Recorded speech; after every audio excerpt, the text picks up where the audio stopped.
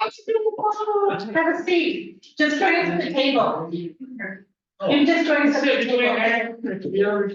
This is a work session, so it's a conversation. Alright. Yeah. Our lead guys sit here too, so. Nice to see you.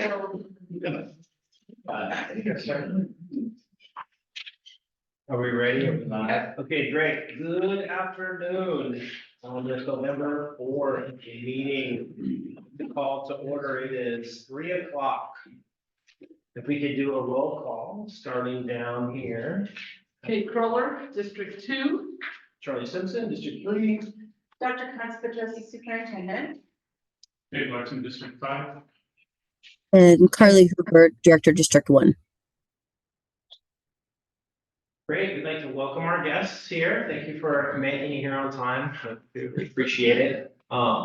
So we would like to get approval of the agenda. So moved. Second.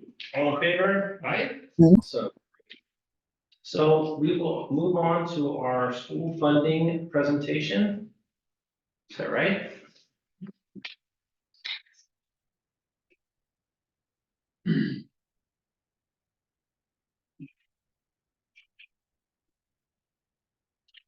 So we have the PowerPoint. That's better.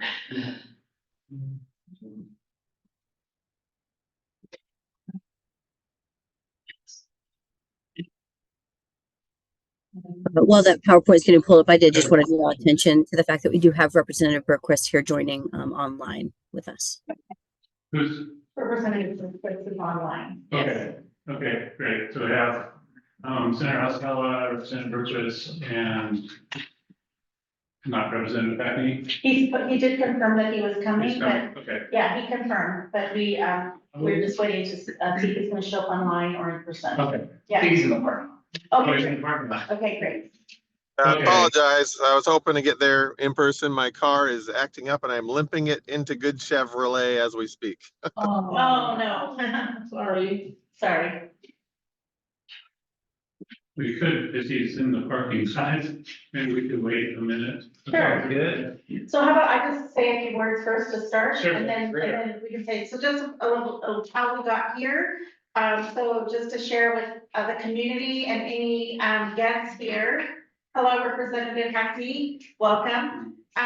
We are, Director Larson and I, for the last few months, have been in discussion around the state education and funding. There's several state funding groups. OSI has a funding group. The superintendents from University of Washington have a funding group discussion. And we also know that the legislative session is coming up. We recognize it's a short session, but there's been some national impacts, as we're all aware. There's budgetary impacts. There is reduction in funding from several sources, national, state, local. And what we thought would be great is to have an opportunity to just meet with our representatives of Tukwila School District. So we've invited Representative Berquist, who's online. We've invited Representative Hackney, who's in person. Hello. And we've invited Senator Hasegawa also to be part of this, and they all accepted to be part of this conversation. So thank you. So we appreciate it. So I just wanted to make sure the reason why, and also to talk about how we can all work together. We, as a district, Tukwila School District, it is not a secret that we were inviting conditions, right? Due to lots of reasons, that we are actually eking our way out. And so we felt as a district who did the work to help us get out of finding conditions and moving in that direction, we felt it would be a good time to say, okay, as we reset, this is what our district needs to help us and other districts like us who are serving high needs communities to really make sure that we're thriving and succeeding and making sure we're adequately and equitably funded for the future for our scholars. So with that, I just wanted to share how we got here, and we're just thankful that you've accepted, especially on election day. Thank you. I'm mindful for that for everybody else, but I just want to thank you for being here, and I'll pass that to Director Larson. Thank you. The good news is none of them are up for election. Yes. We'll all be here, so that's good.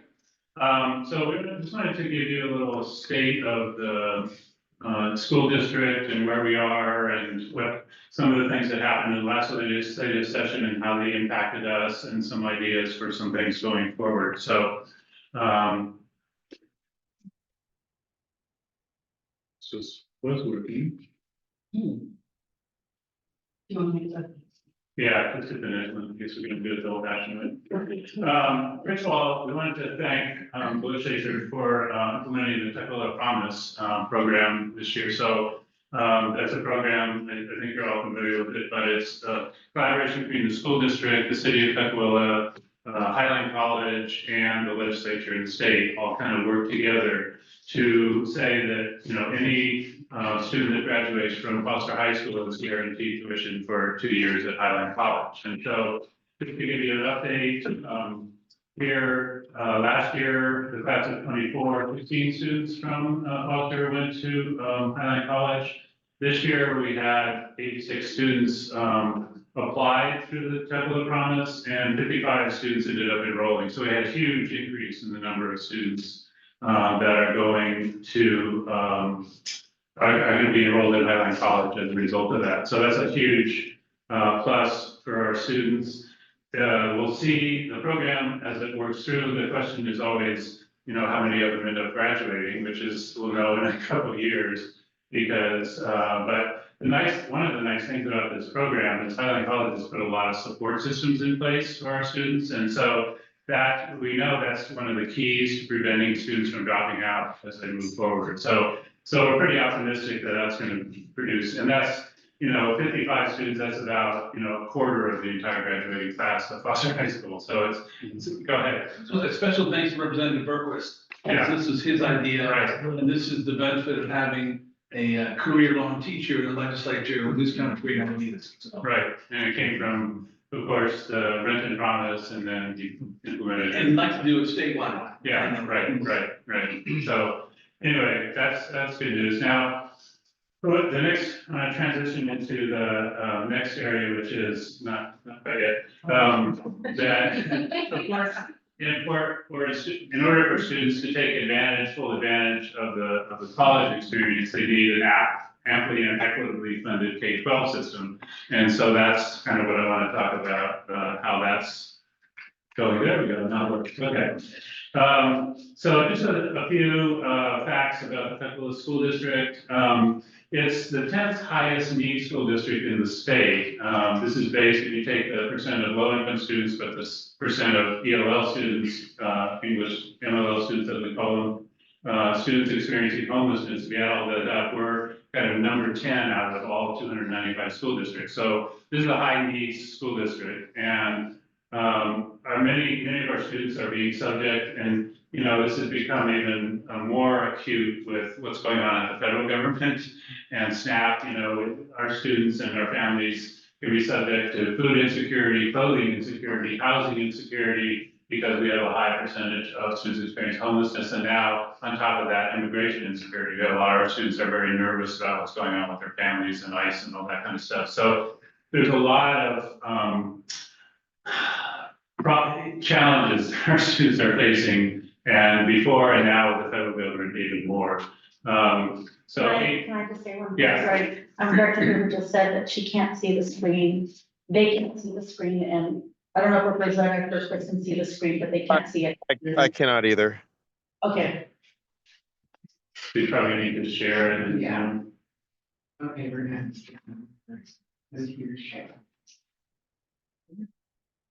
Dave, Yeah, can I ask you if you can identify or get us a list of the other 9 districts that are ahead of us at Yeah. past needs? Because Yeah, I can do that. With some coalition building. yeah. Not surprisingly, a lot of them are in Eastern Washington. Well, Luke, I can think off the top of my head, but yeah, I can send it to you. So is the Tukwila one by far the largest single one? In terms of number of students, Yeah, because the other ones down, rural districts.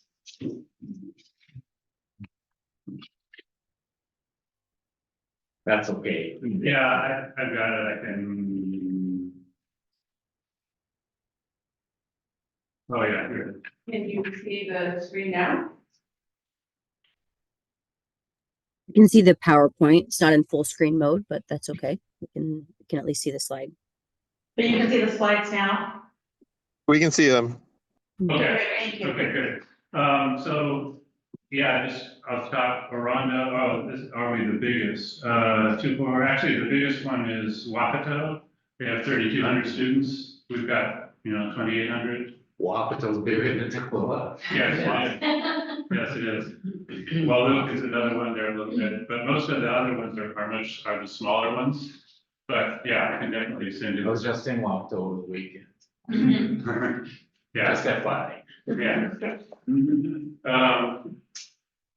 Okay, so, 82% students from low-income families, that's the ones that qualify for free and reduced price lunch, 50%. We used to call them ELL, English learners, we now, the term is more multilingual learners, but same thing.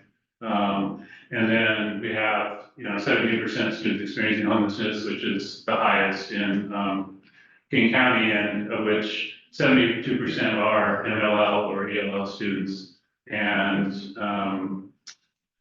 an additional 60 families received rental assistance and resources. So there's a lot of supports that our students need to be successful. As Dr. Gross mentioned, we're in binding conditions, and as a result of that, we had to reduce staff by 15% in 24-25, another 5% in this year, and all that results in, unfortunately, higher class sizes and less support staff. I mean, that's basically how you get out of binding conditions, is you just lay off a lot of support staff. And, given the high needs of our students, it's not good for our students.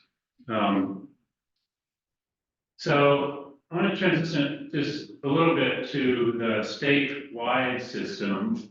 So this is a graph over the last 17 years of what are called the achievement gaps. So this is by school year on the x-axis, on the y-axis, the percent that are meeting the state reading standards.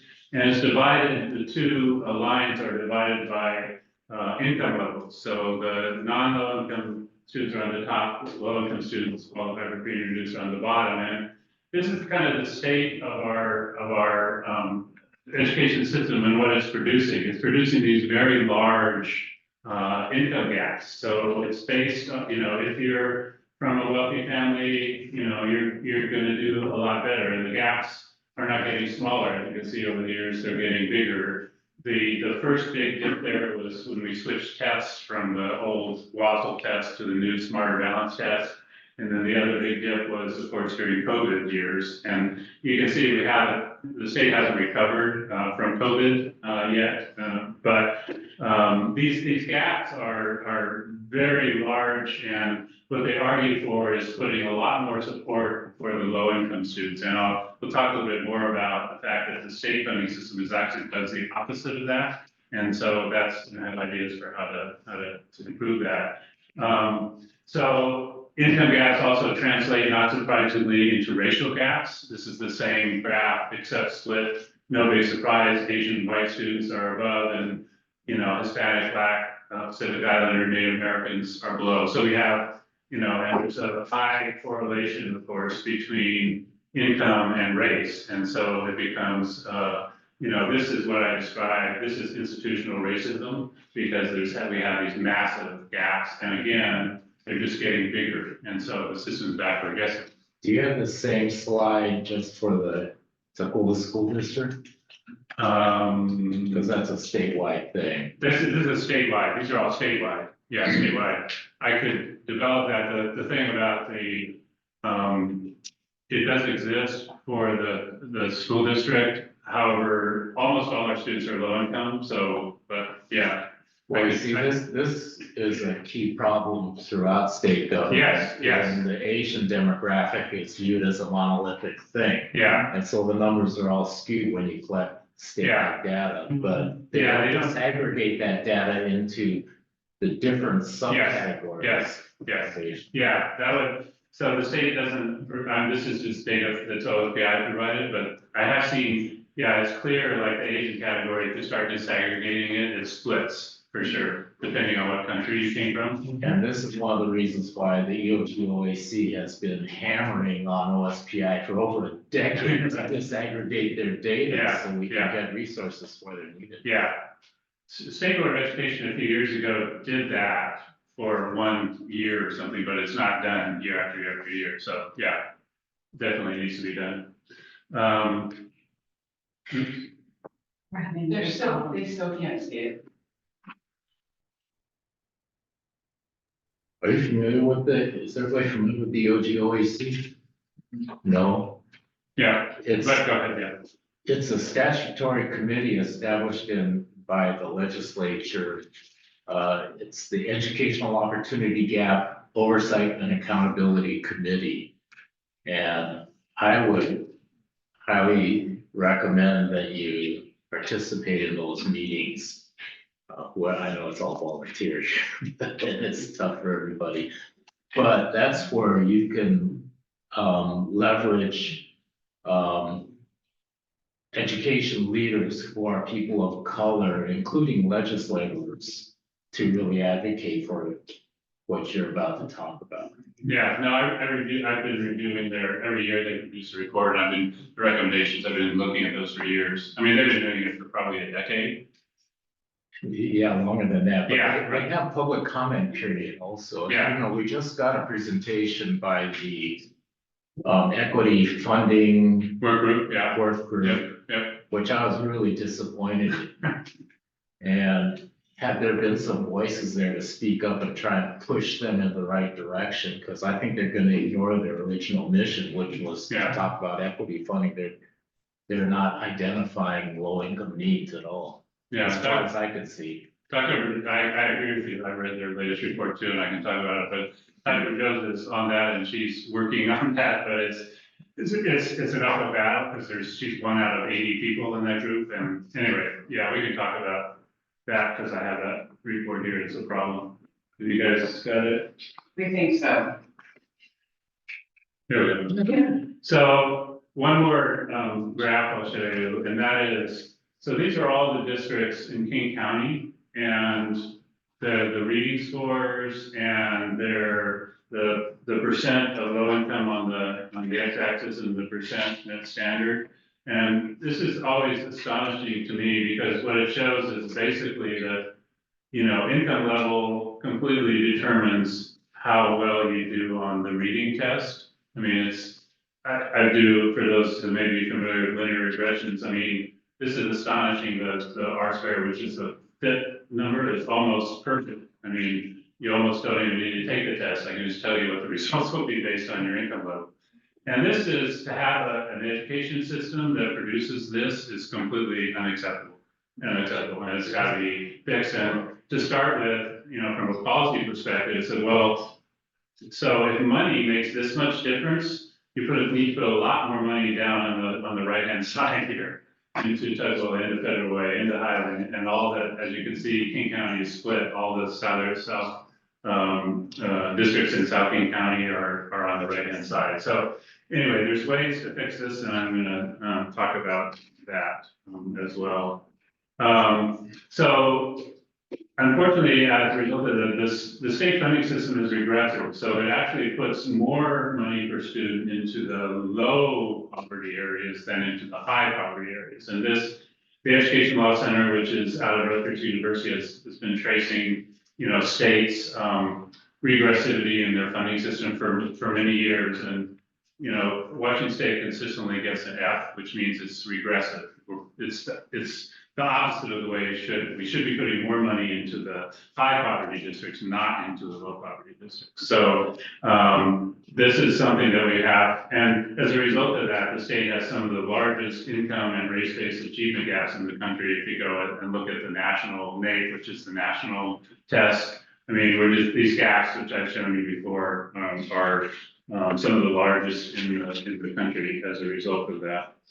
So just wanted to talk a little bit about this last legislative session. There was a lot of, obviously, you guys are dealing with a lot of financial challenges because of revenue and expenses. And so it's kind of that our chief financial officer put about, there was increases in special education. There was some increases in the material supplies and operating costs as their MSOCs.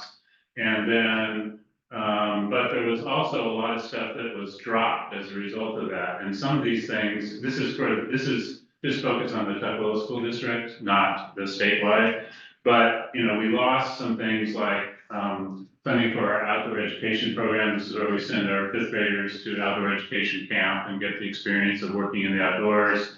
The OSSI grant, so that's one that goes to, a lot of the higher poverty districts, schools. We got a lot of that money is for, improvement, and that got eliminated. There were various other state grants that got eliminated. So the net, you know, if you net all this out, I mean, we got about 2.3 million new money, but then we lost, you know, 0.7 money. And a lot of that money that we lost, is kind of the opposite of equitable. So like the OSSI money was kind of targeted to the higher poverty areas. So to pull that one out in particular is that's going to just make the system more regressive. And so, you know, that whole thing has been a problem for us because it wasn't, and this is a bill, there's been several bills over the years that I've advocated for. The last one was introduced by Representative Mealy Ty from Bellevue, that when you're doing funding changes, that you do an equity, that the legislature do an equity analysis on them to see where the pluses and minuses are. And that bill has never passed. And so, I mean, in the same sense that, you know, there's bills require fiscal notes, which, you know, the Office of Financial Management does, but there's also should be some equity analysis so that we aren't pulling money out of things like our district that have higher need students. And so that would be really, really helpful. In terms of, so the other thing that happened, and this was House Bill 2049, so there was the ability, so it raised the ability of all school districts to collect more local levy money. So as you probably know, school districts, you know, go to their voters typically every 4 years or so and say, you know, please give us, it's called a enrichment levy, or used to be called M&O levy. It's now called Educational Programs and Operations levy, EPO levy. It's got different names, but anyway, we go to the local taxpayers and say, please, you know, allow us to raise your property taxes by X amount to give us money and for the local schools. And that number has been capped at a per student amount for us for a number of years. And in order to, the idea behind that is to avoid getting the system too inequitable, because if you lay out, you know, in the wealthy districts, you can raise a whole lot of money really fast by property taxes because the assessed valuation is really big. And so the you know, Mercer Islands and Lake Washingtons and Bellevues can raise a whole lot of money to support their students really quickly. Whereas in our district, this district is the highest poverty district in King County, not so easy to do that. But what 2049 did is said, okay, local districts, you can raise more money. And so it turns out when districts go out to ask for local levy monies, they have to kind of guess, because it's 4-year levies, guess, okay, what's going to be our student enrollment for the next 4 years. And so we always build in a little bit of, we ask voters for a specific amount of money, and we guess what that amount is going to be. And all districts always guess a little bit high because don't allow for, you know, you can't really guess with any certainty what 4 years may be. So there's a certain amount of excess capacity built in. And so what this 2049 says is, okay, you guys can now collect more of that excess capacity than you could before. So this is the impact on the Tukwila School District of that. Our last 4-year levy was in 2024. So we're kind of in the middle right now of our, you know, we don't really want to go to our voters for another in the middle, because then voters get very nervous. Why are you asking us, you know, in the middle of your 4-year levy? Yeah, go ahead. I'm just wondering how you get to that analysis that this may be a little more equity in when the scores are based on income levels and you're asking the lowest income of the low income Yeah. to And then we've got this huge homelessness problem. Yeah, that's yeah. 17%. No, yeah, So- my point is, this is the opposite of equity. Oh, This okay. is not I equity. thought you were I trying to. just tell you. So it turns out, without going out for a vote, we have some excess capacity in our current bond levy. We will be able to collect an extra, 750,000 in 25, 26, 1.4. So we'll be able to collect that extra money because of 2049, but it will come at a cost that, our taxpayers, their tax rates will go up about 3%, and this is the highest poverty area. So this is not, my argument is this is not the way Thanks to for do it. clarifying that. Yeah, right.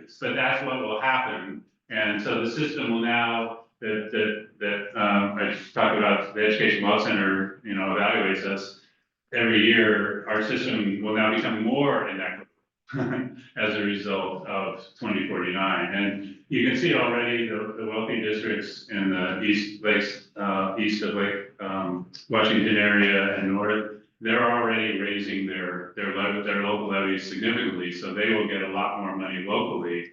And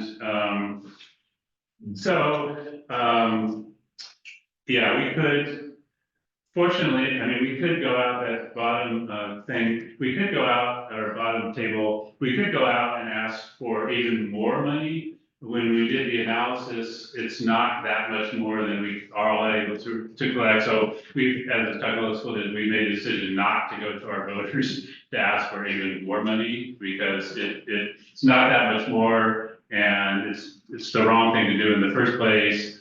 And our folks that do our local campaigns for us just said that this is really would not be a good thing to do in the middle of your 4-year cycle, to go out and ask. You're just going to alienate the voters, and we don't want to do that. So anyway, that's just kind of a status of what's going on with that. And then, these are, and I can give you, it's kind of too small to tell, but these are how much underfunded all these areas are. And this is kind of, for the Tuckahoe School District, these colors are make it hard to see. The top left is the purple is special education. Yeah. So, and that's over 5 years of gaps between state funding and the gap in reality of what the funding costs are. To the right in the green, it's material supply and operating costs. To the left below, it's transportation costs, and then to the bottom right, it's substitute teachers. Those are the funding gaps, but the important part to note, and I want to state that is, since 2020, which is on the bottom line, our funding gaps were a total of $18.04 million just in those 4 areas, not counting anything else, just those 4 areas. And ironically, our funding gap was around that much money when we were inviting additions. So anyway, it's a lot of, those are the gaps in funding. And I did, when I testified last year at the legislative session, I actually did present these documents as documentation to the team when I testified. So the point of all this is, even though, there's a little bit more money coming from the state for MSOC and special ed, there's a little bit more money that we'll be getting from the local levy, which is inequitable, but it's coming from the local levy. There's still nowhere near to fill, the gaps that we've had over many years. And so we're still going to be short. And, I think pretty much everybody knows that. And it's that particular aspect of it is not, is true for almost every district in the state, because it's these things, special education, we know, is underfunded, and there was a good attempt last session to start to fill that gap, but it still hasn't been filled. And so the material supplies and operating costs, just to give you an idea, the big one there, or one of the big ones there, is insurance. So it's important to understand that our insurance costs, and this is true for almost every district, have been going up like 30% a year for the last 4 or 5 years. And the increases in material supplies and operating costs, which is where insurance is is in. They've been going up like, the funding for it is only like 2 or 3% a year, and so the result, we used to have, I think 4 or 5 years ago, you correct me if I'm wrong, our chief financial officer is sitting right next to you there, was at one point it was about 250,000 a year, and now it's almost $1 million a year just for insurance in the last 4 or 5 years. And so it's going through and this is true, throughout the state, the insurance is just going out of control. And so, and it hasn't been anywhere close to keeping up with inflation. So, the problems, and this, we'll get to Senator Hosco, what you're talking about, problems with 2049 increases property taxes in low-income districts. That's the opposite of equity.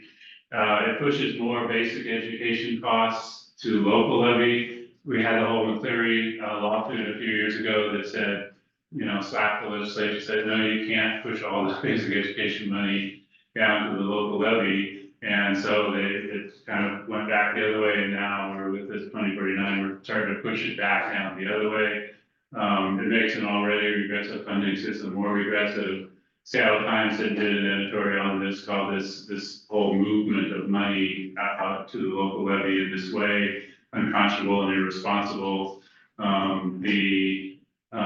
As part of 2049, there is, you referred to Senator Hosco, the equity work group.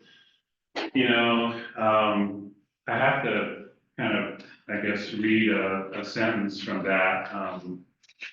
They came out with so this is I think a multi-year work group that just started. I think is it 2 years? Yeah, so it's going to be a 2-year group, and their first meeting, and they did an executive summary, and I was looking at the executive summary, and one of the things they say is, they asked, so these are conclusions, recommends the legislature provide more clarity on the definition of funding equity, basic education, and specific perceived inequities the legislature has identified to be addressed in the K-12 funding equity work group. So first of all, it tells me they don't know what equity means. I mean, pushing money where the needs are, and because we don't put this with the definition, and then perceived inequities. I just laid out all the massive inequities. So I share your concern, Senator Hasegawa, that I don't know that the people running this don't seem to really have a good handle on what's going on. The other problem is, so the offset for, if you increase in 2049, the idea that they recognize the fact that if you allow everybody to increase their local levy, that's going to be much easier for the wealthy districts to do that have the high valuation. And so the offset that they have for that is what called local effort assistance. So that provides some money, some state money to districts that don't have high property valuations. Now, it has nothing to do with the poverty rate in the district. It has only to do with the valuation of the district. And what I've been kind of lobbying for a number of years is, rather than using this local effort assistance at the outset, use another program, learning assistance program. Now, the learning assistance program it puts money to districts tied directly to the poverty rate. So I think that's a better way to do this offset for all the reasons that I listed there. First of all, LEA is, as I said, it's district focused, not student focused. We need a student focused system. LEA, the local effort assistance, goes into the general fund of a district. It's not targeted. LAP must be used to support the students from low income backgrounds that are struggling. First of all, also LEA is not part of what the state defines as basic education, so it's subject to being taken away during times of financial distress at the state level. LAP funding is part of basic education, so it provides the continuity. I mean, in order to close these gaps, you can't just throw money at it for a year or two. Poverty didn't get here in 1 year or two. It's a generational thing, and so we need funding sources that fund consistently into those students. And Also, OEA only funds 50 or goes to 50% of the district. So for example, we don't get any, Tukwila does not get any LEA money. And, but yet we have a super high, needs-based, students. So anyway, there's a whole variety of things with 2049. So I just want to finish up with some ways. Okay, so how could we make this system better? Number one is to tier the LAP funding model. And by that, what I mean is the funding model right now is just basically, so much every low income student, and it's regardless of whether the district is 90% poverty or 5% poverty. That's a big difference. If you're a low income student in a wealthy district, you're going to get a lot of opportunities that you're not going to get in a high poverty. And so most states, including Massachusetts, for example, do this tiered model. So, you get more money per student if you're in a high poverty area than you are in a low poverty area. So and doing for the LAP model would provide that support for teaching. The other side of the education system is the support staff. And that's part of what's called the prototypical staff model. This is for counselors, social workers, family liaisons, those kinds of things. The same kind of tiered model needs to provide that. So, for example, in our current system, there's the same allocation for a school that is 90% poverty for a social worker as to a school that has 5% poverty. That makes no sense at all. You need more social workers in a high poverty school, and the system doesn't do that. Does the opposite of that. So that needs to be fixed. And as I mentioned, use LAP as the offset. The other suggestions that we've had for a few years is we have in the Tukwila School District, we have some really great support staff folks. So the quality engagement staff folks, those are folks that work with our students experiencing homelessness, our foster students, and work with the families to be kind of the triage into the different services, social services that they can get.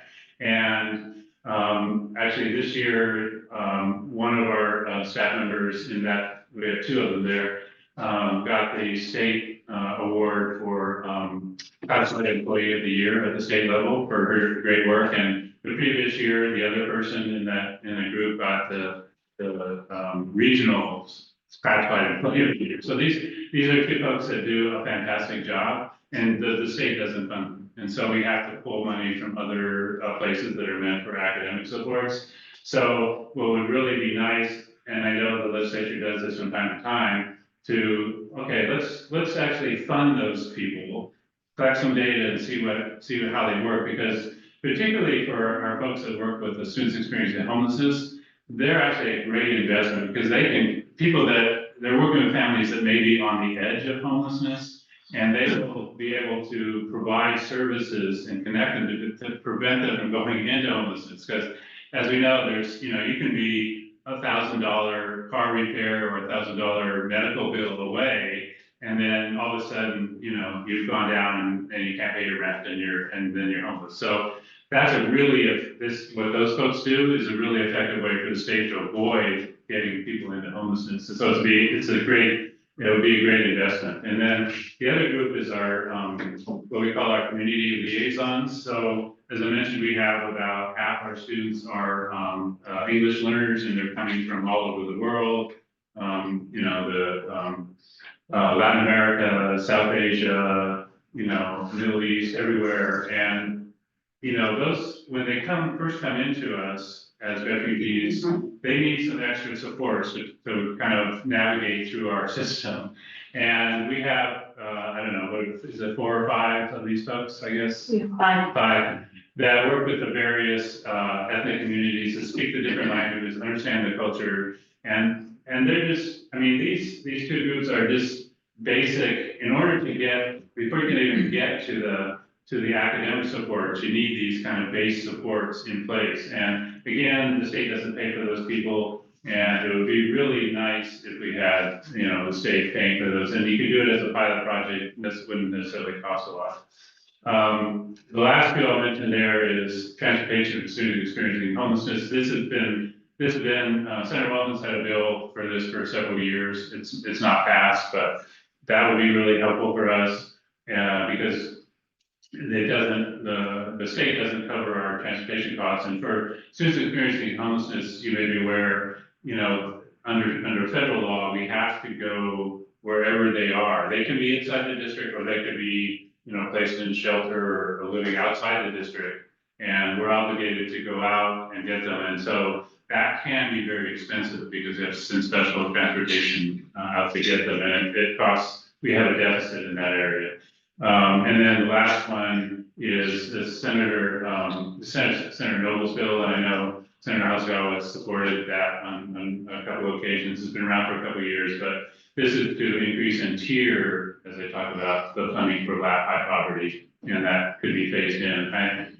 All of this, those first two, you could actually do in a cost neutral way. It's what I call a kind of a Robin Hood policy. It's kind of, you take from the rich and give to the poor. You'd have to adjust, but you could do that. And so it could be cost neutral. And, right now we have a system that's doing the opposite. And so anyway, those are the suggestions that I have for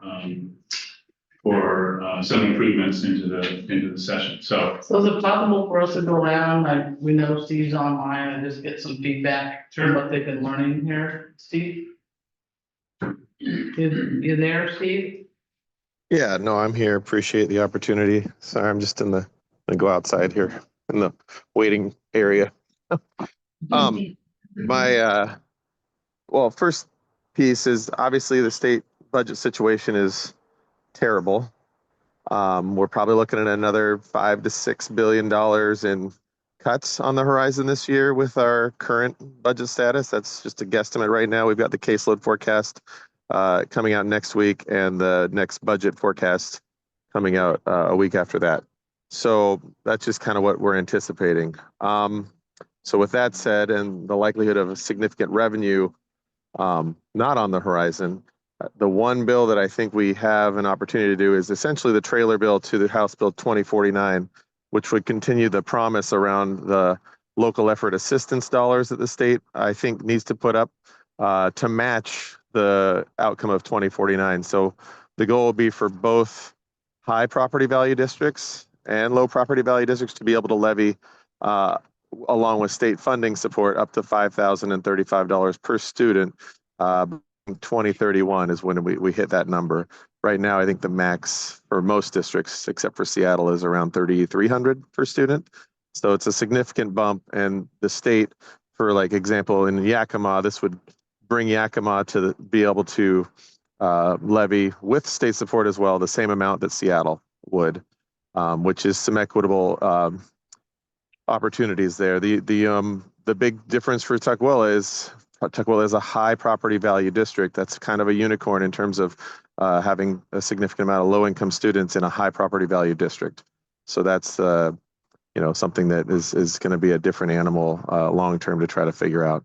But that's the goal. The other piece of 2049 that didn't pass was the state property tax being able to go up at the cost of living rather than the 1% cap.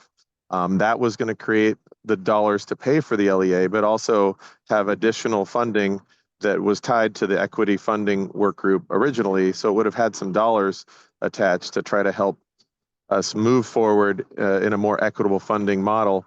Now that those dollars aren't attached, the equity funding work group really doesn't have money to work with to make those same suggestions. So the hope was that hundreds of millions of dollars in the short term, it'd be billions of dollars in the out years, would have been able to go towards kind of riding the ship on the equity side of things. But without that funding source, it really makes it difficult because it's hard to unwind current spend on K-12 education. Like we can't take money away from a district because that would be kind of off on the McCleary side of things that already goes there. So we would need to really come up with new dollars to offset kind of the equity issue. And that's our roadblock right now that I think we're trying to work through. And I don't disagree with the funding inequities. It's just, okay, how do we get there and what dollars can we use to make that progress? Thank you. David, Anyone else? Impressions? Is the root problem, the root cause, the prototypical student model, the funding model? Which sort of equates every student? And is that something that the legislature could change? Yeah, so right now, the prototypical model is, it's just it assumes every student is the same, which is not true. I mean, so there's kind of two approaches you'll hear to changing that. One is just to go to a student weighted funding model. But, I maintain you could put weights into the current prototypical model and, make it more equitable either way. But yeah, the system has to recognize that some students need more support needs than other students, and you have to fund it that way. So, yeah, you could do that within the prototypical model, or you could go to a totally different.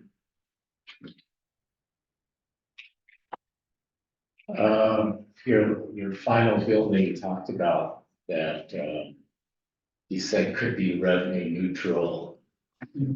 Cost, Yeah.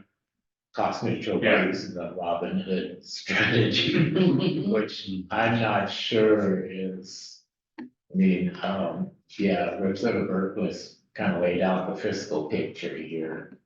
But the ones you're trying to get money away from are the ones that have been problem all along. And I'm not sure you're gonna get them to agree to being so generous, I guess, might say, as to that. And I can understand why, we should be getting the funding up to their level, not lowering theirs down to ours. Yes. And well, I don't know if that's a good analogy, but at any rate, you get what I mean. And I don't think that that's gonna be doable at all. I mean, look how hard it is just to get them to, on the National Board Certification stuff, to channel that money for its original intent to support National Board Certified teachers into high poverty districts. We had to split it off and just, it's not being used for how it was originally pitched in.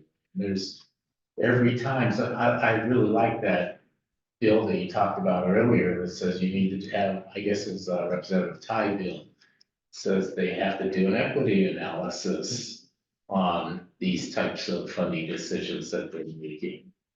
Maybe that's the way to go. But looking for new money this session, that's, I mean, I wouldn't say impossible, but very, very difficult. Quick question for you. At one point, you were the leader on bringing an equity impact statement. If I remember, I don't remember which kinds of legislation, because we had to narrow it down. Is there any viability of moving that same model? Is it successful over to schools? Well, it sounds like that's what Representative Ty's bill is doing for the education community, but you're talking about at first we passed a bill that required JLAR, Joint Legislative Audit Review Committee, to incorporate an equity analysis into all of their audits, performance audits. State Auditor's Office subsequently said, we want that same mandate. So last year we passed that mandate for the State Auditor's Office to require an equity analysis in all of their performance audits. And, but they're coming in, their roadblock is they go to the agencies and the programs they're auditing and they don't collect the data. So there's no way for them. So now we have to do a trailer bill to say you've got to collect the data so that these auditing agencies can act. However, OSPI, we've been hammering on them for, like I said, over a decade to disaggregate their data. So they actually are the furthest along in collecting disaggregated data. So that might be the entree to be able to move Representative Ty's bill to say, you've got to do this. And so everybody knows with eyes wide open what they're doing when they spend money in such and such way. Right, because the Washington State Superintendent, while he was running for re-election, was quick to point out, I think it was in the last 10 years, that, you know, this is gonna hurt, because it was pointed right at you guys, saying the legislature has underfunded schools so badly that if you spread it across the state, on average, it was $1,000 per student. Not saying, so it's not only is it not amply, but it's actually going backwards. So he must have some kind of data to back that up. For starters. I mean, what would your advice be to us, you know, and same for Senator Berquist, our Senator, I just promoted you, Representative Berquist, do you all feel there's certain people that we should be lobbying with besides you guys? Because I feel like it's all, we're talking to the choir here, and you would support. I appreciate that. I do have one thing to add is the House does allow chairs to have, we have an equity team that does an equity analysis on up to 3 bills per committee currently.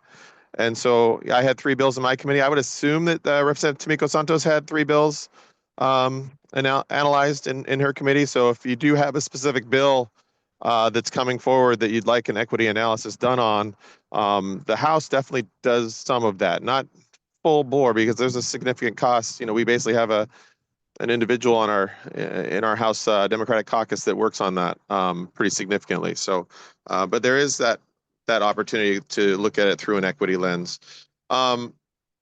My recommendation, the biggest thing is, in my opinion, progressive revenue opportunities, because as the federal issues have arisen, it's just making it tougher. I think just SNAP benefits alone, if we want to maintain the lower benefit level for the 930,000 people in our state that are going to keep, or that currently qualify for benefits, I think it's about $1 billion over the 4-year, and that's with a 2-year kind of grace period for the increase on the air rate side. So just to, you know, keep the SNAP benefits at a lower level than they are now is going to cost our state $1 billion in the next 3.5 years.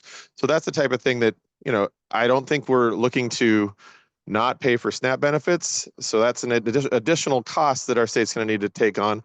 That's before we look at, you know, additional investments in education. So I'm trying to figure out, okay, what kind of progressive revenue can we talk about? Who do we need to talk to? Who do you all, you know, who can you all talk to? It's not necessarily the legislators. It's our communities that need to kind of support this opportunity. We had a significant tax break at the federal level for higher income individuals. You know, the property taxes that we pay, the threshold for getting a tax break has like doubled, or maybe even quadrupled. I can't remember. But instead of like a $10,000 limit, it's like $30,000 or $40,000 now. So people with higher property values are going to experience a significant federal tax break. I think at the state level, they can also afford to pay back that, since the federal government is kind of taking some time off on paying for some of the things that we need at the state level. So that's, I think, our opportunity is to work on progressive revenue in a way that, you know, we haven't quite done as well as we could so far. I don't know. I'm Representative Hackney and Senator Hoskel probably have other ideas, but that would be my number one. There ever was an opportunity, then now is the time to start pushing for that progressive tax reform. I guess in education, of course, we always have to point out that, you know, under the Constitution, education is the paramount duty of the state. And so, for example, last session, my understanding is the legislature took like $800 million out of the general fund and gave it to transportation, which says transportation is a higher priority than education, which is backwards, I think. And so I don't know how many other opportunities there were there. The other thing, when you were talking about, you know, not reducing for the higher income areas, I mean, if you had a situation where the higher income areas, you allow them to, and it's already there, to raise more money locally, and then come in with backfill from the state for the lower income areas, that way, you know, to maybe take some of the state money away from the higher income areas, to allow them to raise it in their local levy and then, you know, redistribute it. They would still have the same amount of money, but you'd be moving it into the higher poverty area. I mean, at some point or other, there's got to be this collective realization that as a society, by, having these massive opportunity gaps, where does that lead? That leads down the prison, school to prison pipeline, that leads to more social service, all that kind of stuff. And, collectively, if you think long-term about that, it's gonna be much better to invest in the students at those low-income levels. And that will raise the entire, state. So I think there's gotta be, some realization at the state level that that's the right thing to do, and it's gonna be better for everybody. Well, and that was the McCleary. People have to, and always, one that I, kind of would love to see that I haven't heard of, was the mansion tax. I mean, you could start, higher state tax for the like $3 to $4 million houses that exist around in this area. So there's various opportunities for progressive revenue, but keeping in mind that education is the paramount duty, so it goes to the top of the list. And we did pass the mansion tax. The REIT 2 had a higher tax on the higher property value homes, but the McCleary fix was a tax shift. That was the tax shift you were talking about, because a lot of smaller rural districts were paying, $5, $6 per thousand, and Seattle was paying maybe 50 cents per thousand on their taxes. We shifted that model so that it was less burden on the locals and more burden on the state. So the state property tax went up to cover that. That was what we did with the McCleary fix. There was a significant tax shift statewide. And so now 2049 is pushing it back the other way. So I'm excited that the three of you guys are here. This was a lot of information to process right now. Is there a way for us to follow up with you? As we're going into the legislature, should we be trying to get meetings with you and other people of similar ilk that might want to push for some of the things we talked about earlier? Are there people who are blocking? The Directors Association, I mean, to get stuff done in the legislature takes political power. Right? And you build that by broadening your base and making sure that at least all of your allies are speaking with one voice. Dave, you sound like me, a lot in thinking at a very high level and understanding the systemic nature of everything, and the wraparound services along with butts and seats and all of that. But realistically, this session, it seems to me the best avenue to get make real progress in this area is to get the power of that work group to make the recommendations that you need to see happen, because then it's coming from the very broadest base possible, people who should understand this, but they're being driven by their political needs in their areas. So, develop power within that group and make sure that they come up with the right recommendation, which I don't think is going to happen before this session. Their final report's not due till conveniently after session ends. But realistically, I think that's the best way to get where you're trying to go. That's just my opinion. Yeah, so the school directors I've been working with for years, and they're actually I was just at a meeting last weekend with them, and they're gonna come out with some stronger equity statements than they've ever done before, but they're just one group. The superintendent's group, which is another powerful group, is not there, I think, yet. So, I mean, you're right, I've been working on this issue for years, and it's slowly moving along, but there does need to be some bills introduced, even if they aren't gonna pass this session. I mean, Senator Nobles introduced her bill, I talked with her a couple of years ago, and it has evolved, and so it's slowly moving through. And so, if you guys could introduce any bills that help in this area, even if it isn't gonna pass this session, because, I think as you guys know, all these things require what they, I think you guys have called socialization of the bill, so you put it out there, and then you talk about it, and you talk about it, and then 2 years, 3 years, whatever, then it passes, so. If it gets a hearing. Yeah, well, so Senate 5120 was interesting. The first year that Senator Nobles introduced it, Senator Wellman didn't even go to hearing. Then the second year, she gave it a hearing, and I was down there, and everybody testified in favor of it. Wonderful, wonderful, wonderful. And then she didn't give it a vote.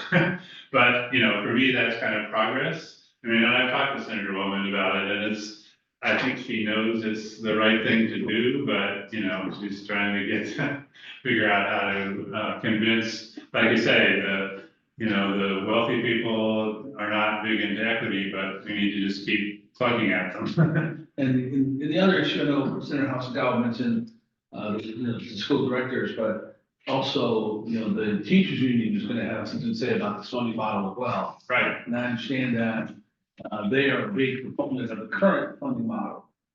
And that changing that would be something that would be a hurdle for them. Although I will say, another thing that was progress, so this year on Senator Noble's bill, when I went down and testified, sitting right next to me was the WA chief advocacy person, Julie Selby. And so they were testifying in favor of it. So for me, that was a big step forward. I understand in talking with them, they're coming around on it too, because you're right, they're an important group. So, I mean, to go back to Senator Hoskowa's, it takes working all these kind of angles all at the same time. And so the more pressure we can exert on from all different angles, the better it is. And I think this is a 5 to 10 year journey that we have to realize it's a long game, but what we need to bring to the table is not just the policy, but also a dedicated funding source. So where does the revenue come from to make this change? And there's no way, in my opinion, that we can just do this as a revenue neutral move. It's going to take actual dollars, because I don't see us having an educational reason to take money away from one student to put to another. That just doesn't quite work, but we can add on to students as we move. And so, a gradual increase in funding to get to that equity opportunity is, I think, what we need to do. But where is that funding coming from? So it's not just policy, but also the funding source. Yeah, I think I remember. With like-minded directors and do the SWOT analysis and the power analysis and figure out how to build the campaign to get enough power to push your agenda across the line. Yeah, I would have to say, I think from a moral perspective, taking, having a little less money for a student that's going to a really wealthy area and putting it to a student that's going in a high poverty area, I think that's morally right. Now, is it politically possible? That's, yeah, that's where we need to kind of keep pushing and pushing. I mean, when our students, we've had students go down and testify and they kind of come back, discouraged because there is no immediate action. And I always say, go study John Lewis. John Lewis spent his whole life, pursuing.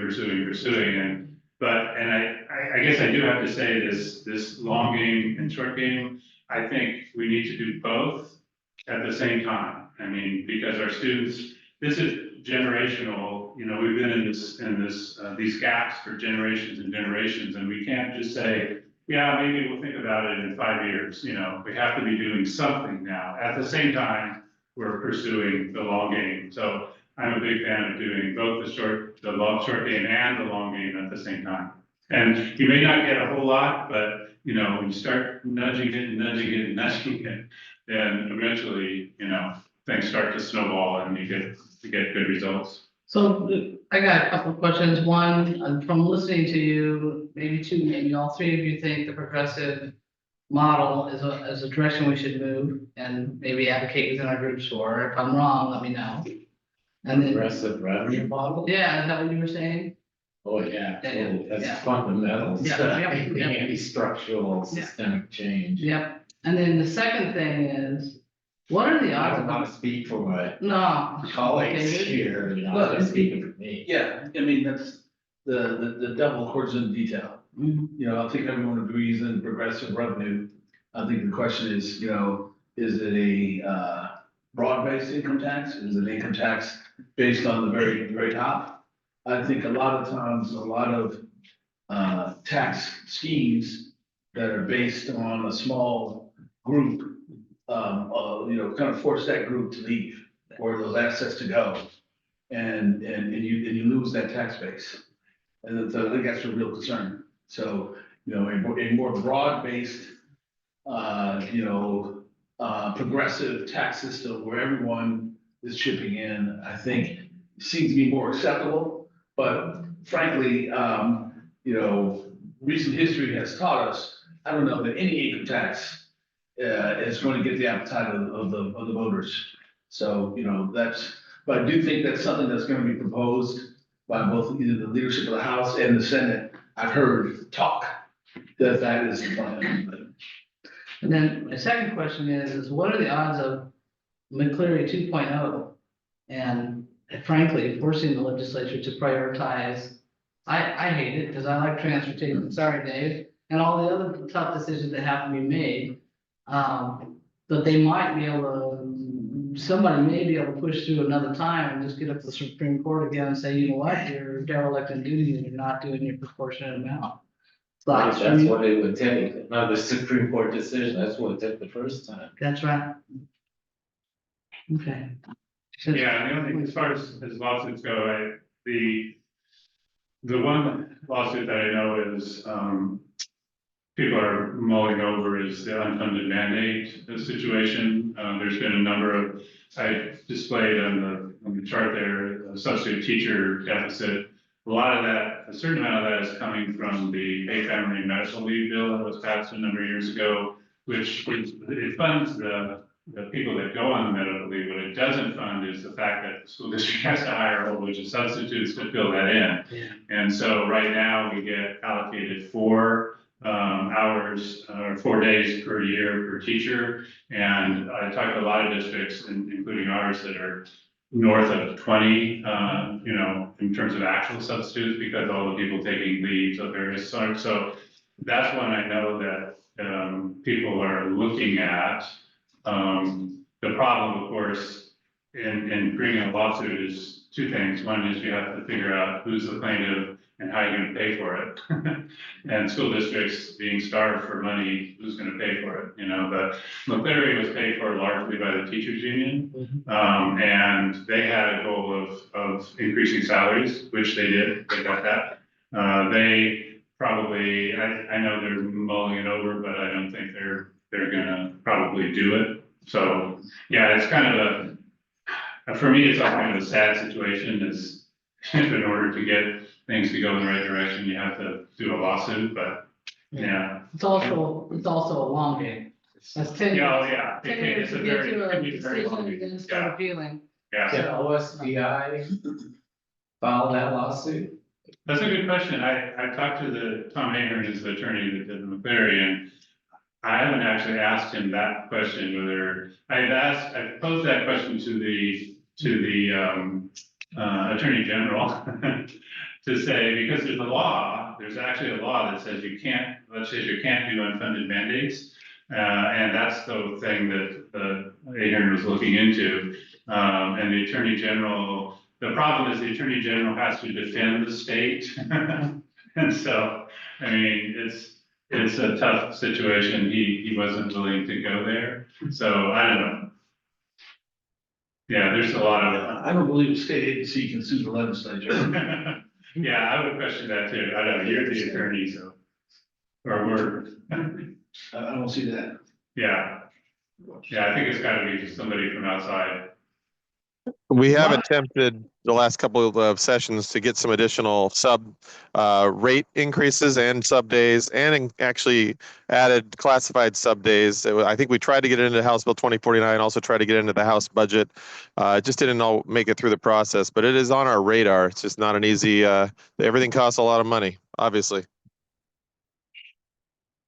Well, pass that paid family medical leave act Didn't we include some subsidies for certain businesses to help cover their costs if it was? I don't, yeah, I don't know.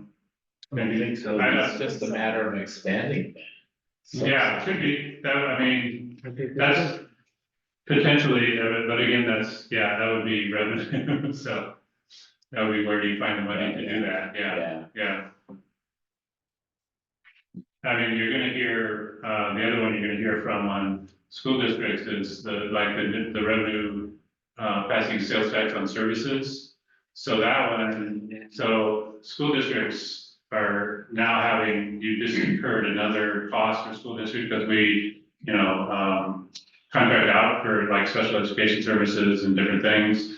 And so now we're having to pay, 10+% sales tax on it. So that's another, increase. And for us, was it 150,000 a Yeah, year? it's just a really rough estimate, Yeah. because it's just starting, so we don't know what that's going to look like for us, but it's funny, not funny, so you use the sales tax to increase the allocation for special education, but then we're turning around and paying it because we have high cost needs that require out of district costs or out of district placements or bringing in specialists that we just can't find. And so now we're having to pay sales tax on that. So it was kind of a wash for some of that funding that we received. And so, so that hit some districts. They weren't prepared for that. It was a very big shock in several meetings that I was in with business managers. As a matter of fact, as much as a month ago, they weren't aware of that. And so they were very, very surprised by the changes of that law. So. Yeah, I'm hearing from folk about it. Oh, yeah. It's interesting study in political science, how every session there's a few issues that become juggernauts. Right. And they just sort of whoosh Yeah. through and it sweeps everybody downstream without really critically analyzing collateral impacts and giving it due consideration. Gotcha.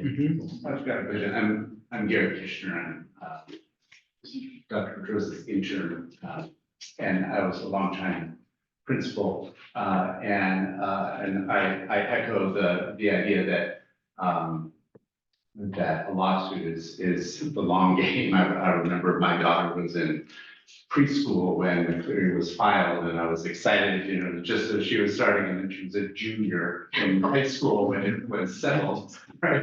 So it completely passed her by in her education. But to me,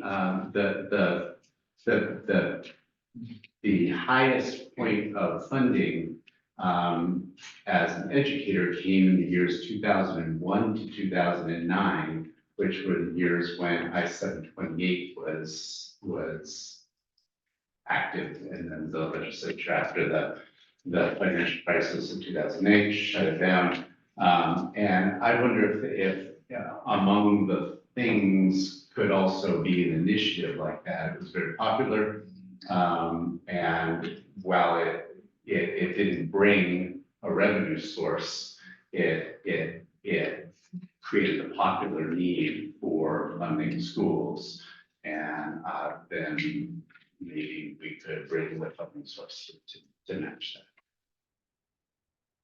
So that was an initiative to the legislature, if I recall. It wasn't. Oh, no, it was there were It was a two statewide. that year. It was a statewide It was a initiative. statewide. Yeah, statewide initiative. Yeah, I think WEA. It went to the legislature, I believe. It was like, I think it didn't establish law per No. se. Well, it didn't establish a funding source, and Yeah, so that- that's where Yeah. it would be reversed. Yeah, so maybe this is a good time to pitch something like a state bank where we would be able to have something to infuse money back into our system when we hit a financial crisis like we did in 2009. Yeah, it's generally problem with the initiative. The other one was, I think, 1350, if I'm remembering right. That was to increase support staff significantly, and people voted yes, but there was no revenue source with it. So, yeah, so that is kind of frittered away. I mean, initiatives can only last for a year or two, and then the legislature can do whatever they want with it, and if there's no revenue, then what do you do? Well, I told you guys, it's been a long time, I think, since all three of our legislators have been, at one of the meetings with the school board and superintendent, meeting. I'm over the moon that you guys were able to respond and be here. I know you're allies. And, I know we're gonna go back and turn and think and try to figure out ways that we can keep pushing through our associations and independently, possibly with other legislators, about trying to go in the directions that you're talking about. Because there's no point in fighting adverse current. But I just personally want to thank you. I'm sure each board member has feelings about today's event. So I guess I did want to take away, the idea from Representative Berquist on, the equity analysis. I will check into that. I guess that would be, Representative Santos's committee, if we're talking about equity analysis on education issues. I don't know, Senator Roscoe, are you aware of any equity analysis initiatives going on in the Senate? Not in the Senate. Okay. I wasn't even aware of this Representative Ty's bill till you just. A number of mentioned years it. ago, Representative or Senator then, Senator,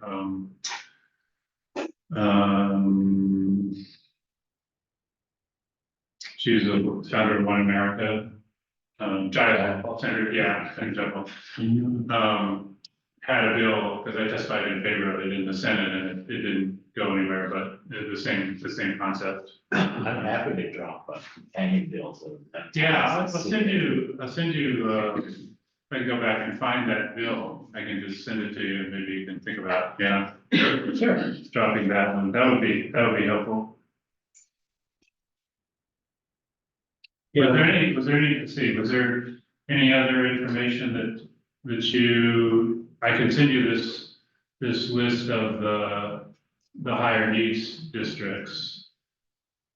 I would like to see that. I mean, Okay. It helps me Yeah. know Develop, what yeah, of my colleagues I should be talking with yeah, on the issue. okay, that would be, I can do that. I also want to highlight the point that you made about the general fund money going to support transportation. I agree with you. I mean, that was to me just a horrible decision on our part.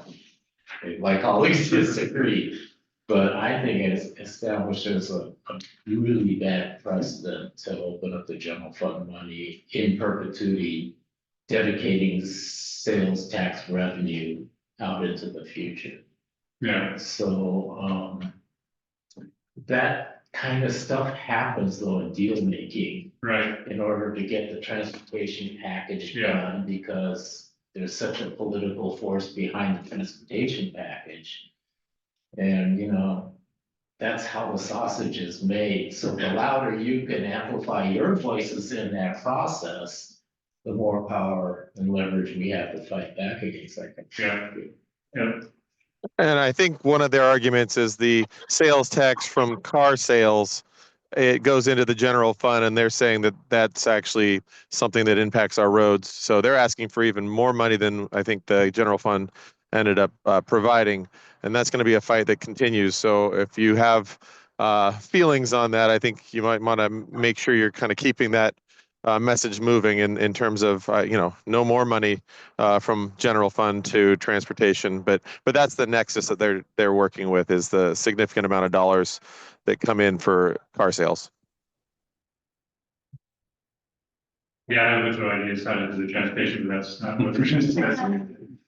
It's all related. Yeah, I thank you gentlemen for coming also here online. I kind of want to just, if we're about wrapped up here, leave with a little thought here. So we have students with high needs. We have a lot of caring individuals that are out there working very hard every day, which I'm sure you're aware of. Like Director Brewer said, you guys are allies that are out there. Think of us when you're making decisions that's out there. If you guys have a need, reach out.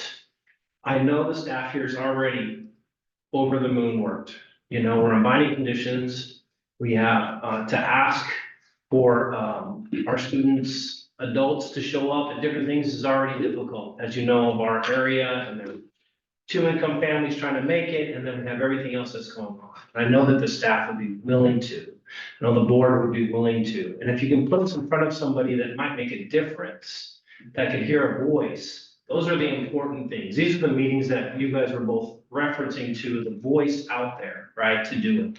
So we don't have possibly the political power to move that type of, thing, but I think we have the care and the heart that if we were put in front of somebody that was willing to listen to that, that it may make a difference at that point. And so we would appreciate the partnership of that, and that if there's anything you need, obviously Dave is very astute at all of this and has the information, and then the staff here is working diligently at getting all the information, whatever records and anything you need on that end to make that happen. And so then I appreciate you coming out here. I know you guys are very busy. You have many things that you have to worry about. This is what we worry about, right? And so we just want to make sure that you walk away with, this is our number one worry. This is what everyone here spends their full time doing, right? And so then we just want to make sure that that voice is heard. And I appreciate your time today. Thank you very much. And I'll send you guys the slides, just, echoing, thank you for showing up, and I'm sure we'll be working together on all these issues going forward. Testify in committees when you can, talk to legislators when you can, and I know it's all voluntary work on your part, and I just want to thank you all for putting all your time into this, because I know it's the hardest job in the world, school directors, everybody's heart's in the right place, but man, it's just consuming. Yeah. Bearing the weight of the financial burden for the whole school district on your shoulders can't be easy. Thanks for fighting the fight. And particularly this school district, with school district that deals with the diversity that we deal with and the challenges that we deal with. So I think it's even more important for your service, so we really appreciate it. Thank you. And was, Representative Berquist about to say something? I just want to say thank you again and appreciate the time and energy. Yeah, it is a thankless job that you're willing to put a lot of time and energy and effort in for our students, and it means a lot. So appreciate it. Thank you very much. Thank you very much. Sounds like a wrap. Thank Yeah. you. You mind if I get a picture of you two with our board members before we leave? Sure. Then I'll have, I just have to. Of course, am I? Including you. Come on in. He's getting very rid of the photo ops. Just over there in the corner. And then I'll move to the next agenda item. Yeah. Do you need a photographer? You can just right here in front of us. You sure? Oh, great. Yeah, right here. Fine. No, it's fine. Here, Andrew. Oh, come here and take it. Oh, I think, yeah, I was getting up to send Anchor and Aaron, so I. We'll Photoshop you in, Steve. You guys want to send me to the sewer? You bet. All right.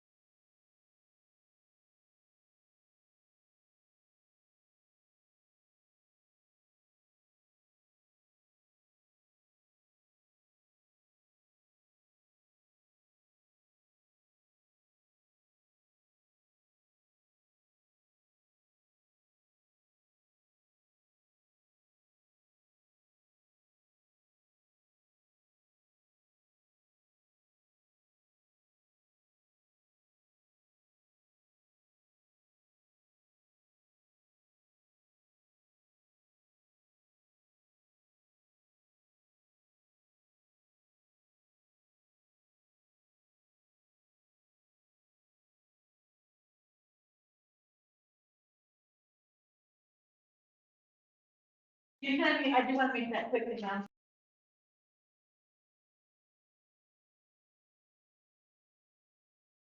I just wanted to share, which I haven't shared officially, but I did receive an email from WASDA thanking us for the application for the 2025 Board of Distinction.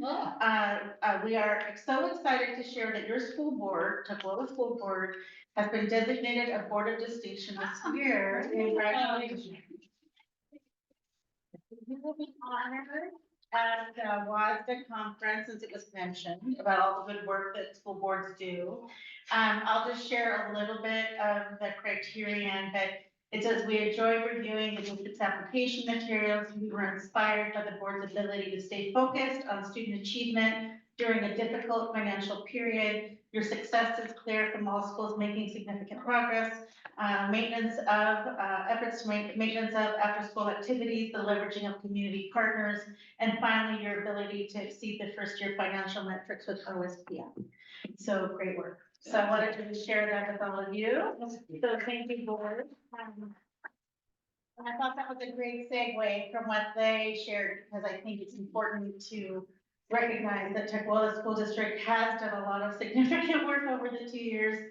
It was in partnership with district staff and with the school board, and so all of our success is joined together and collaborative, and I'm just really excited to see finally being honored in this way. So anyway, I just wanted to share that because this is significant. This is partner work, especially when we think about our legislative representatives and how we have to work together. So anyway, I'll pass it to the next item. All right. Great, next item for review today, we're gonna be B is gonna be the TSD properties. Yes, right? Yeah. Yeah. And then ASIC project review, perfect. Let me make sure I'm reading it right. Yeah, we got it.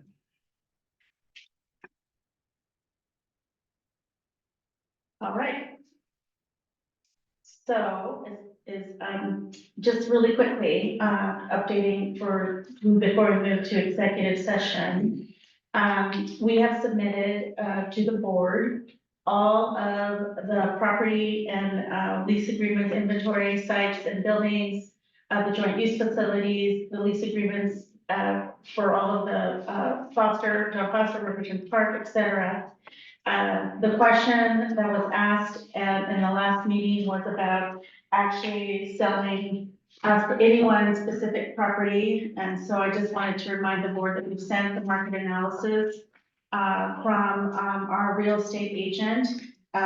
We've spent some of it a few times, but I know it's a daunting document. So I will say, and those people like me who love that or don't, it is an interesting read. So the board question on hand is whether or not we are interested in wanting to sell the property. Initially, we entertained the conversation because it was brought up due to a bill that was passed due to money conditions. And so the question is, do we sell the property that we discussed, and then what's our next step? I think for the purposes of, we need to have some conversation, and then I think we move into executive session to talk about some of the legal concerns or issues or things that we need to discuss. And so we do have our attorney here in person. So this is nice, thank you, to talk about some of the things that we're pondering as a district. So with that, want to add anything before we move into Just a quick statement. We're not gonna talk about dollars unless it's executive session. It's just giving comparisons here on our properties prior to them. Thank you. Just in a world where you're trying to do your own assessments and make decisions, you don't commonly share that with all parties until you've had a chance to discuss it yourself. Normally, we're pretty transparent, but this is the kind of situation where we need to be a little closer to the vest. And also, I'll just say additionally, there's also some state requirements and state laws regarding even selling a property, right? So there's some requirements that we have to consider as well, that we, regardless of whether we're in binding conditions or not, or whether we sell property to support capital projects or not, or general fund, we still have to adhere to the state law and the procedures for selling any property that's considered public property. Yeah. And I shared that information with all of you as well. But I guess, one question I can talk about publicly is just to give out a statement, our leasing agreements, all our leasing agreements are not created equally. Could you at least, discuss, because we're just talking about the leases. How far apart they are in terms of what we ask of, the tenants of these properties? Do you, Yeah. with respect to a particular? At one time, every place we leased was $1 a year. That's not the case anymore. Could you at least describe the variances that exist in our leases? Well, sure. Just the leases. For leases and in general, there are different considerations. If the district is considering leasing to a private party, in which case you're looking at fair market value and go through analyses that way. If you're partnering with another public entity, the city, the school district, other public entities, you and they have a considerable degree of flexibility under the statute to fashion terms that are most you determine are in public interest. So there are those considerations. If you're talking about particular leases, I'm not familiar with particular ones to speak to. I could just say are all property leases on par with like the full in terms amount paid per year. I don't believe so. And certainly if you have leases that have been where the compensation was set some time ago, if you don't have an escalator factor built into the lease, then that compensation is going to lag. How far apart are they in approximately? What's the variance? I can't speak to the dollar differences. On the leases? On the leases. Okay, that's not your bailiwick. It can be. I was not asked to do a Fair lease by lease analysis. I have to come talk to the specific issues that. Okay. Yeah, so I'm a little confused about what do we should talk about in public and what do we talk about in an executive session? What's the line there? So we can talk generally about the big question around the conversation you had last time about selling of the property. That brought up, that was something Director Hooper, who's not online, by the way, that brought up the question. But if we want to get into specifics around some of the information that we have and working with our lawyer, then we need to move to executive session. If there's no general public questions around the property based on last time's conversation, then we move into, if we're going to go into legal conversation, then we need to move into executive session. We can do that now because we have our lawyer present. And that means, so that what that would mean is an executive session, everyone would have to leave and we would have to then move into executive session. Yeah. So is that, am I hearing from the board, ready to have that conversation? Yeah, I'm looking at my questions and I guess they're probably more specific, so. Anybody else? So Amy Fleming, CFO, I just wanted to make sure that the questions from the last board meeting were answered.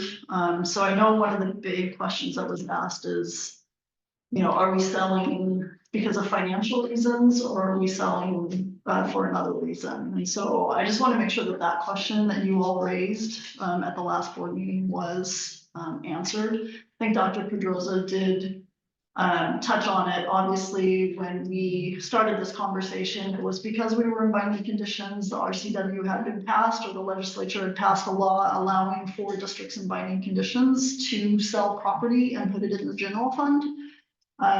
We're in a situation now where if we were to move forward with the sale of property, by the time that sale is completed, we will no longer be in binding conditions. So that component of the RCW is no longer on the table for Tuckahoe School District. So if we do proceed to sell property, it would go into the capital projects fund at this point. So I just want to be really clear with that as far as where we stand and what that looks like for us. So. I guess frankly, for me, that's better because I would be concerned about, a sale is one-time money. Mm-hmm. And so putting one-time money into the general fund. For one time, yeah. I would want to make really sure that it's only being used for one-time expenses, and that gets a little dicey. Yeah. So I actually prefer the way it's being, yeah. Any other questions before we move into exec session? All right, thank you, audience, for being here. I appreciate it. You have to announce the next session and what time we're going in and what time we're coming out. Okay, so, That's Charlie. That's correct. yeah. Okay, so for everybody who is online and present, we're gonna be going into executive session for approximately, 4:37. okay, so at 4:37, let's do a 30-minute run. And so that would be, oh man, get the math going, it's probably 7, right? That's gonna be there, and so then we will return, we're gonna return at 5:10 is what we're gonna return at. And then we will let you all know if we're out of executive session or not, so. If you're online, please sign off and we will see you soon. Thank you. Okay, so.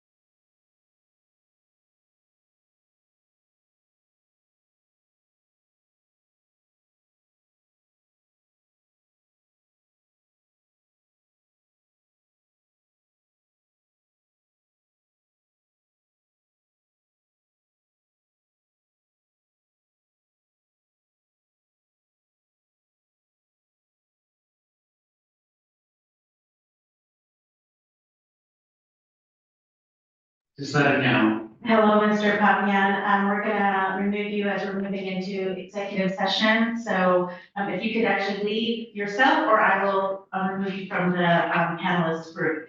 Thank you so much. And then I go back to